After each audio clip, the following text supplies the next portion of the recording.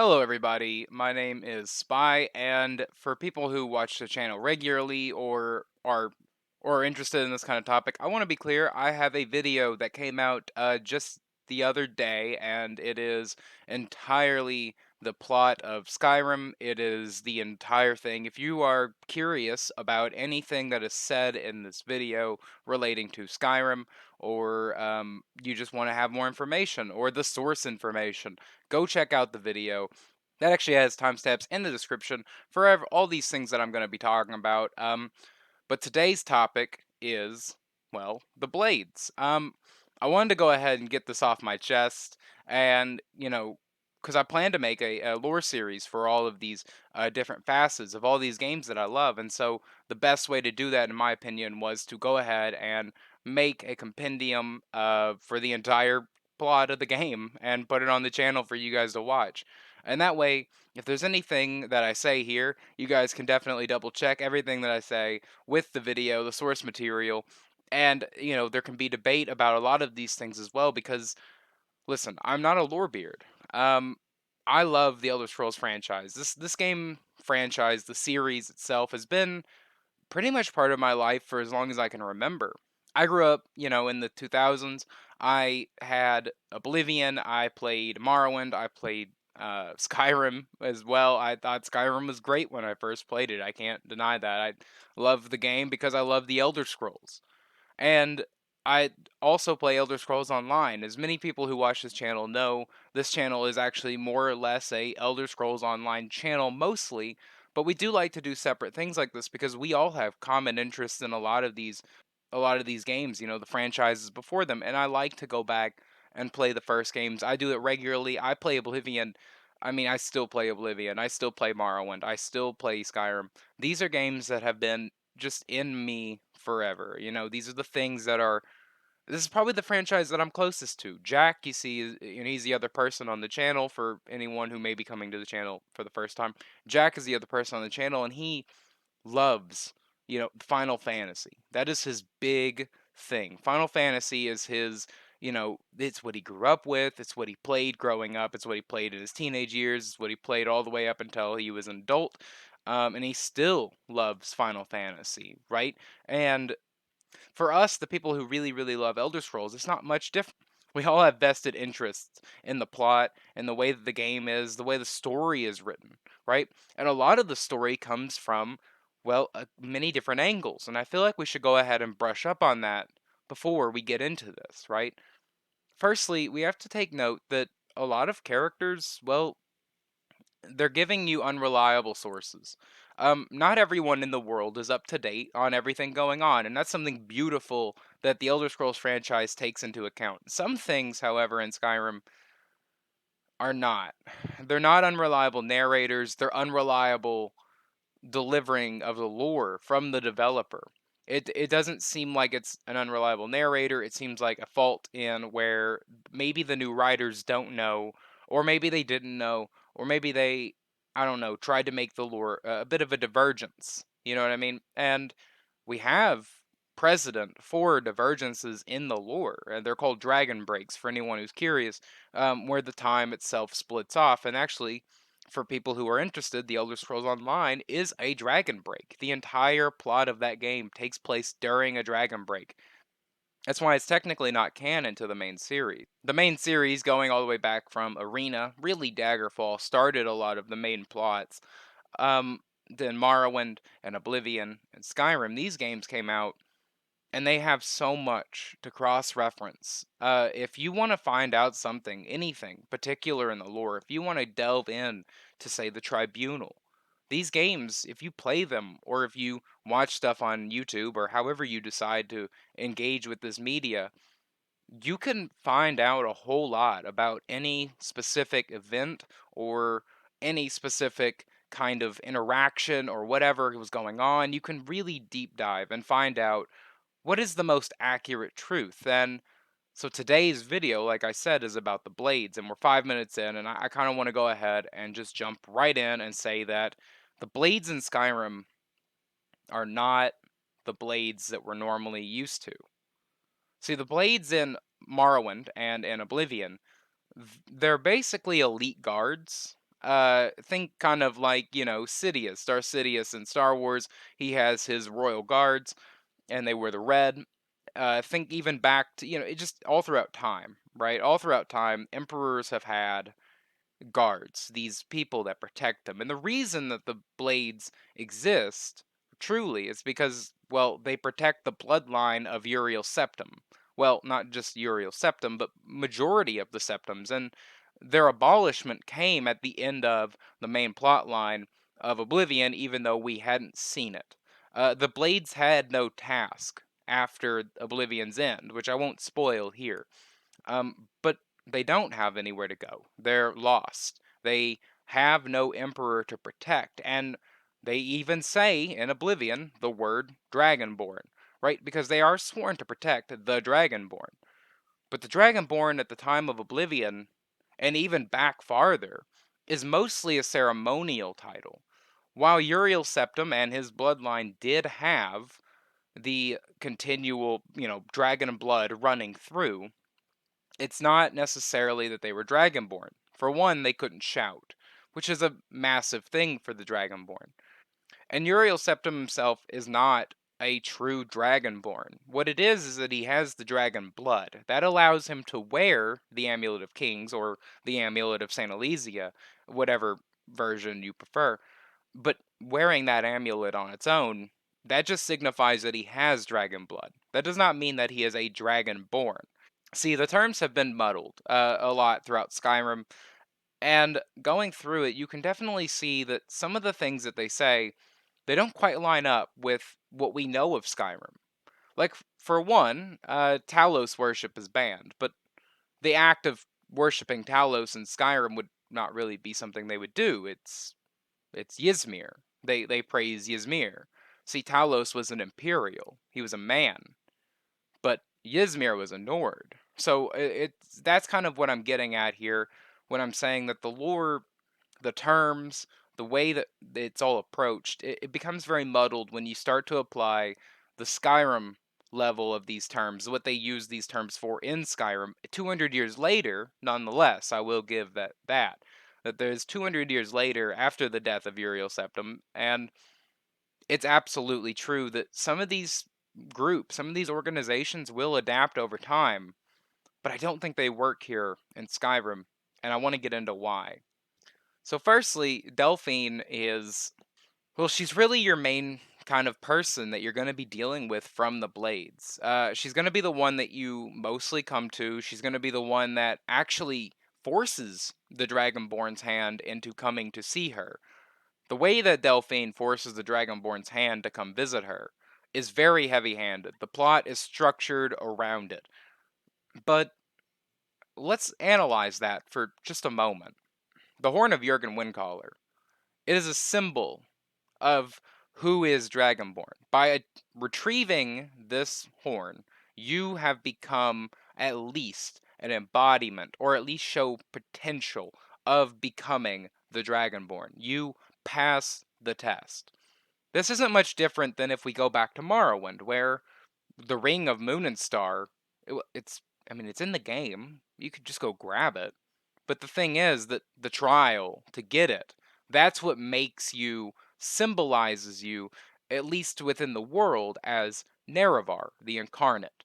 Because without that ring, claiming yourself Nerevar doesn't mean anything. It's a worthless title. The Horn of Jurgen Windcaller is almost parallel to that. Whereas to get it, to retrieve it, is almost enough to clarify if you are or are not Dragonborn. Delphine, however, she's not Dragonborn. She's just a Blades member. We need to remember that. She's just a normal person in a normal town without any supernatural or really any magical capabilities. Yet she was able to not only break into the tomb and retrieve the horn, but do it while also not releasing, setting off, or even messing with or tampering with any of the things that are in there, the enemies that are in there, the traps that are in there. And somehow she bypassed the trap that, I mean, honestly, you can't pass without Whirlwind Sprint. You literally need Whirlwind Sprint to pass this trap. It is a test for the Dragonborn. However, Delphine not only knows its location, but how to get it.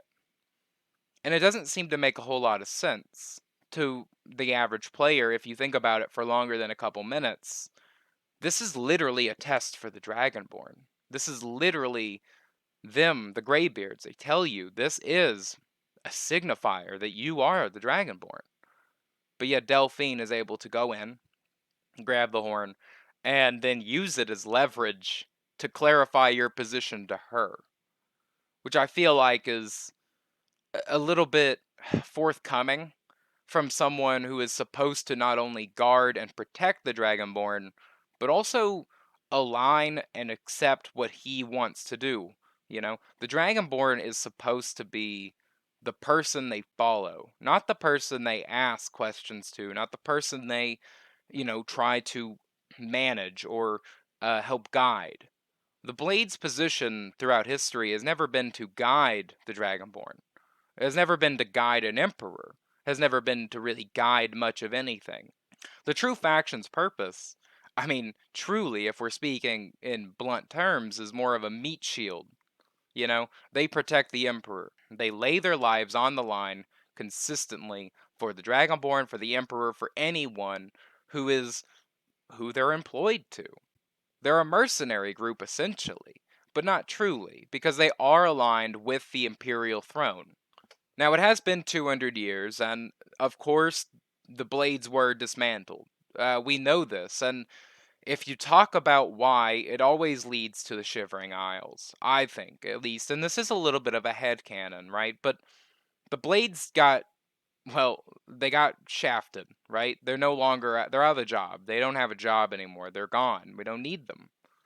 The reason we don't need them is because the Thalmor were able to not only siege but also take over the imperial city. The only way that they were able to do that, at least in my headcanon to some degree, is that whenever the champion of Cyrodiil, which is the player character in Oblivion, goes into the Shivering Isles and mantles himself upon the throne of becoming Sheogorath, by doing that, he erases himself from history, which is absolutely canon, but it's definitely taking a step back when you think about how would that even matter? I mean, so what? He's one hero. There were countless heroes at this time. The Daedric portals were opening worldwide. This wasn't just a Tamriel problem, even. This was an everywhere problem. So, when you look at it like that, it's okay, well, how does this one person impact this line of, continual growth of a militaristic Thalmor group? I believe that maybe to some degree, I'm not going to say that the champion of Cyrodiil was the leader of all the factions. Absolutely not. But I think he was at least supposed to be, lore wise, he was supposed to at least be the Archmage. The major point here is that whenever he left Tamriel and went into the Shivering Isles, and when he mantled himself to become Sheogorath, he not only opened up a can of worms for all of time, but he also removed himself from the head position of the Arcane University. And maybe even a few other factions if you add those in as well, which left them in a somewhat unguarded state. I mean, think about it, right? What would you do if one day you woke up and a good chunk of the world leaders, not even necessarily the ones that are known, but also the Gray Fox and, the listener of the Dark Brotherhood, they disappear. They're gone. They aren't there anymore. No one knows of them. No one remembers their name. Archmage Traven, all that is known about him is that he lived, he died, and that's it. And then from there was no more Archmage. So, okay. Okay. How are they going to defend against the Thalmor? The gates just closed. The Thalmor army is pushing forward. Because of the Champion of Cyrodiil's decision to leave, to go off into the Shivering Isles and become Sheogorath, freeing the Daedric Prince Jiggelag, he brought ruin to the Imperial City. He directly is the cause of a lot of what would be considered a siege on the city. He is directly at fault in some way, or at least indirectly. It depends on how you look at it, of course, because the lore is very malleable in the Elder Scrolls franchise due to dragon breaks and countless other continuity errors.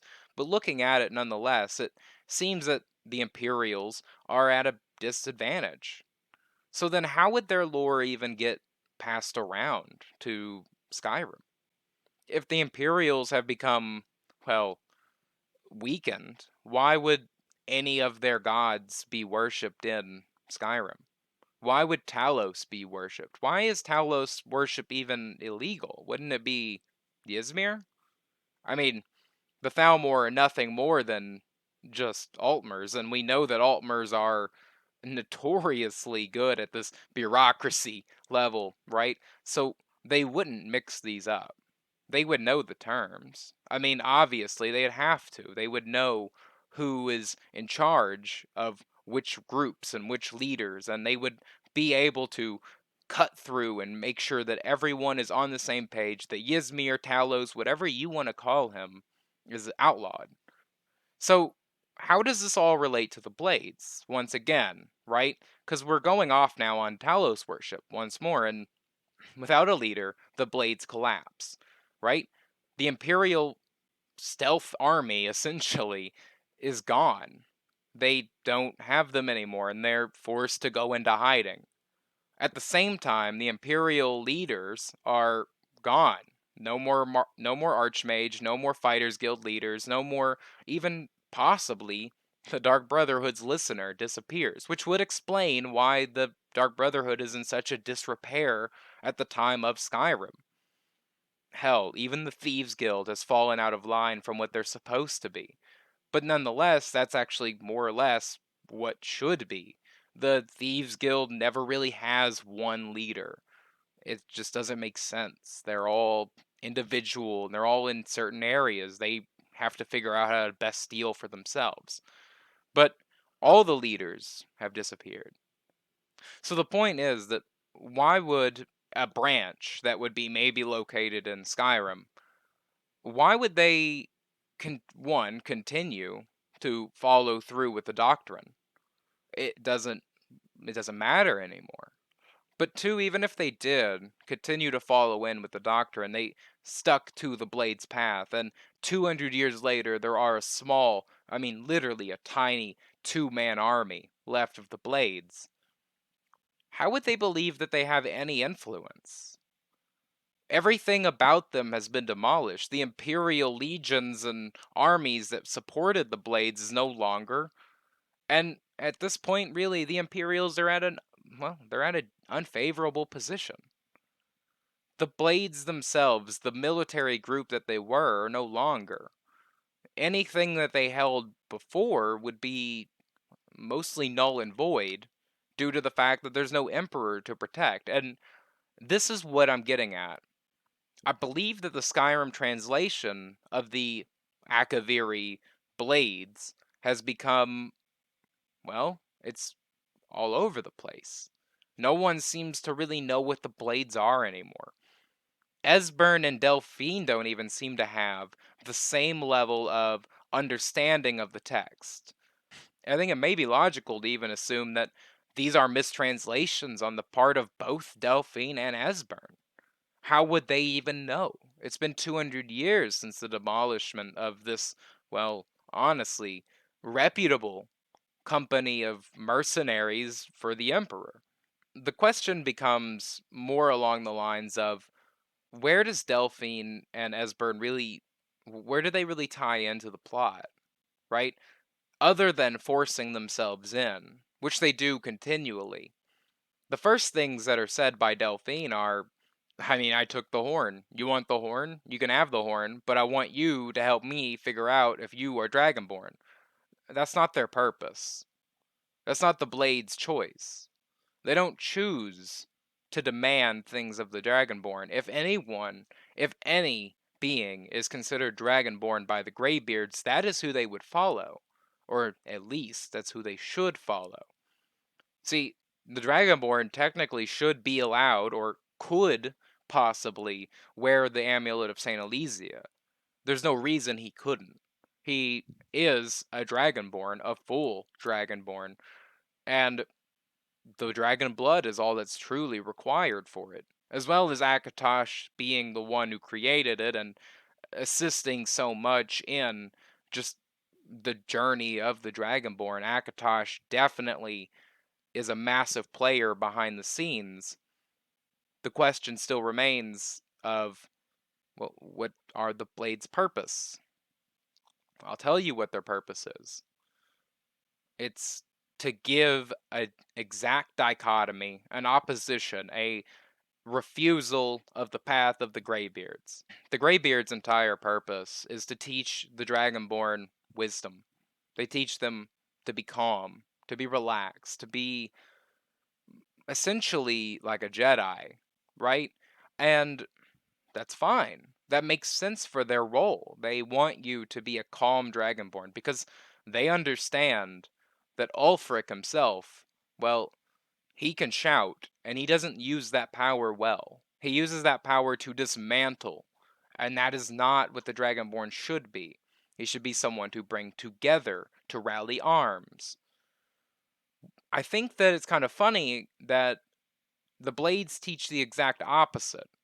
They teach power. They teach gaining strength through essentially destruction, demolishing, the same line of thinking that Ulfric gives. The absolute king level of, I will take what I want, I am the Dragonborn, and yet at the same time, they send the Dragonborn on countless errands, countless little things that make no sense. They don't even take your input. They believe that the Thalmor are behind the dragon plot. They do. With no logic, no assumption, or sorry, no logic, an entire assumption. There's nothing there to say that the Thalmor have really anything to do with it. This is all a theory from a person who is, well, quite demanding and isn't kind to the Dragonborn. Someone who should honestly be the one person who listens to what the Dragonborn wants. Someone who, by the text, should be dedicated to the Dragonborn's purpose. Someone who should be, well, supportive. She demands that you go to the Thalmor embassy. She risks the Dragonborn's life for no reason. Because the Thalmor don't know anything. Why would they? No one knows what's going on with dragons. I mean, early in the game they say this is the first time dragons are coming back in forever. It's not true. There have been dragons. Parthenox is one of them. He's been around for a long time, but that is unreliable narrator. See? And when Bethesda uses it that way, it can be fine. But the problem is when we start divulging into, well, is this unreliable narrator or bad writing? And it's a very thin line. And I think Delphine is just bad writing. Demanding of the Dragonborn, controlling of the Dragonborn, but telling him to fight for power at the same time. It's as if they think that their order directly relies on the Dragonborn's ability to not only be strong and kill dragons and defend people, but also his submission to the Blades, which is literally backwards. Esbern also is a character that I think he should have probably been the one that you dealt with. He probably should have been the one that managed a lot of things. He's knowledgeable, he's understanding, but he also seems to have less pure aggression. As soon as they find out that Parthenax is the leader of the Greybeards, they immediately assume that, well, you should kill him. Okay, but why?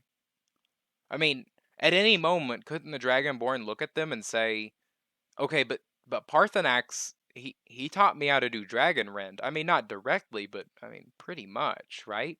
He told me how to defeat Alduin. He told me how to interact with dragons. He taught me that, which is a very important thing. Like at first, he goes through Tenvok, which is the orientation that dragons use to kind of understand each other at first. They yell, they scream, they shout at each other first. to test their strength, because the test of the strength is as important to a dragon as anything, showing how much might you can provide. That is a dragon's thing. That's an important thing for the Dragonborn to know, I would say. I would say that that's a extremely important thing to know. You might be a dragon slaying badass, but at some point, a conversation might be more, well, of a solution. Think about Odahviing. Odahviing, you call him, you yell his name to the sky, and he hears you and comes to fight you. Without the understanding of how to communicate with the dragon, understanding how they talk, because Parthenox introduces you to the way that they translate and talk as they go. They say the draconic word first, and then they typically, go forward and speak the human version. Parthenox to the player and to the character is important. He immediately understands your role. He understands that by helping you is the death of his brother. And he understands that he has done bad things. The first things he says to you is that he doesn't allow himself to feed certain hungers. He's a dragon, after all. These things don't leave. These feelings of power and pride don't leave. These are something he's had to control. And he has for, how long? Thousands of years? Delphine's assumption that he's a bad dragon, that he's just like Alduin, it's not necessarily true. Parthenax is, or was, a bad person. He did bad things, but his role now is only supportive. And while past transgressions can't be forgiven just entirely, consider the fact that literally no one alive has ever seen Parthenax in his strongest form when he was a menace. Literally no one alive at this point has encountered Parthenax in a cruel way. So why kill him? You don't have to understand the reasoning for not killing him as much as just why can't the Dragonborn tell them that he won't kill them? Even emperors in previous times have owned dragons. Kings have owned dragons. This is not necessarily a foreign concept.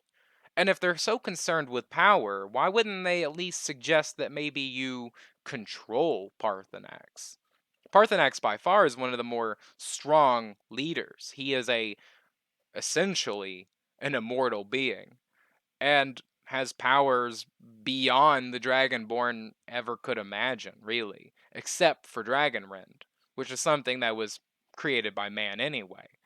Parthenax is, king of his castle almost, aside from, of course, Alduin, king of the dragons. So why wouldn't they suggest maybe forcing his hand into allegiance? Why wouldn't they consider maybe the task of Parthenax even working with them? He may have been a cruel leader at one point, but he's definitely weak now. The Dragonborn could absolutely overpower him at the end. So why doesn't he? Why is killing him the only option? It doesn't seem any real logic in that. You're wasting power. If you're so concerned with power, be concerned with power. But power doesn't mean become ruthless. It means that you should, well, keep your things in check. Delphine definitely just has this. She just has a rage. And I don't like it. I don't like that the blades have fallen so far from what they were at one point, which was a noble organization. And yes, they knew cloak and dagger tactics. Yes, they were absolutely merciless at certain points, but they did right things. They did things right. They made sure to listen, and they made sure to follow through with the orders given by any one with the title of Dragonborn.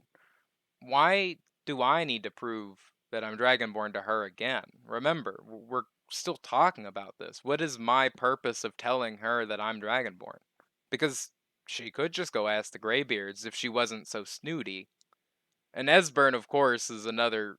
I actually like Esbern. I do. I think that Esbern is a sweet old man. Okay, and I like that he has all the books. He seems like what should be left over of them, of the Blades specifically. Someone who's kept a library, someone who's made sure that all the lessons, all the teachings are somewhere. That's important. That's more important than raising your sword, especially during a time when your organization is outlawed. If your organization is outlawed, scholars are your best friends, not your weapon. Everything eventually turns around because they all have a parallel. You know, no matter which hero you are, even in Oblivion, even in Morrowind, even in Daggerfall, you have allies and you have friends as well. But the allies that you have, sometimes they're helpful, sometimes they're not, but they typically stay consistent. And in Skyrim, a lot of the consistency of what we know these groups to be and how they've acted and how they've been throughout time have shifted. And this is all due to my own headcanon a little bit that when the champion of Cyrodiil from Oblivion stepped into the portal of the Shivering Isles, he left every group without a leader, and that's why they're all so dismantled. I mean, there's just nothing left. But hey, you have to admit, that is the best prank Sheogorath has ever pulled. Thank you all for watching. This has been Spy Pie Gaming. I've just been going through a lot of the story of Skyrim recently. I've had a lot going on with just the way that the lore interacts. It gets my mind running, right? And the specifically the blades, right? They don't have the same trajectory as they used to have. They have shifted. All the factions have shifted. All the factions have shifted, and I think that's logical within the time gap. But to this point, I think that we're not even dealing with the same blades that we used to know, or not even really any semblance of the similarities between them. They don't feel the same. Porus was a trained blade. He knew what he was doing, he was skillful, he laid his life on the line at every moment. Delphine doesn't lay her life on the line for you, she expects you to do the same for her, while also seeming to have the capabilities to also be registered as Dragonborn. It doesn't really make sense. Um, there's no way that she should have been able to make it through the crypt. If you guys are interested, again, I'd like to say I have a video. It's 3 hours long almost. I know that that's excessive as it can be, but it is. It's Skyrim. It's Skyrim. It's the entire main plot line laid out. And if you're interested in any part of what I'm saying, if you feel a certain way about it, leave it in the comments, as well as check the previous video out. Like I said, it is the entire main story. It's everything that has happened. So if you don't know certain bits of this, or if you haven't watched certain parts of it, so if you haven't played Skyrim, or maybe it's been a while, this is absolutely an easy way to watch it, and that's why I put it together, so that this video and future ones like it have somewhere to reference these clips. And I will be showing them, of course. I mean, I'm sure that that's what I've done in the editing booth here, but this is taken a second before, actually putting it all together. But if you are interested in watching the full plot of Skyrim, or just sections, that's why it's there. Um, I thought it would be cool to discuss the lore this way, separating it out, and making it more bite-sized, especially for myself. Um, some of these things take quite a while to edit out and kind of figure out how I want them to be, and so I really enjoy the process, and I enjoy the process of how I'm taking it this time specifically, where I'm making each piece its own separate video, and I'm sure that by the end of this it'll be excessively long, but I'm actually really enjoying it, and I'm thinking about doing this for other games as well. So if you're interested in seeing the main plot laid out how I have on the channel for Skyrim, and lore talks about it, well, put that in the comments as well. I'm really interested to hearing feedback on this because this is a completely new idea for the channel. I'm doing this the way that I feel is the best way, but I want to make sure that you guys are getting the best way of viewing it. So, like I said, absolutely talk with us about it because this is definitely something I'm having a lot of fun with. Um, I really, really enjoy the lore, the story of Skyrim. I enjoy the plot for all the wrong reasons, I think. I enjoy it because I can look at any line of text and say, hold on, let me reference it back. And then I get lost in the rabbit hole because it all connects. Um, everything in the plot line, everything in every major plot line of the Elder Scrolls, they connect somewhere or another. And you can always find that thread. And you can look back and find the thread going farther. And I like to kind of talk about that because there is a consistent line of growth from game to game and influences from each main character that you've played before. So it's interesting to me at least. And I'd like to say thank you all for watching. This has been Spy Pie Gaming, and I'll see you all in the next video. Don't forget to like and subscribe and click, comment and stuff like that as well. See you guys in the next video.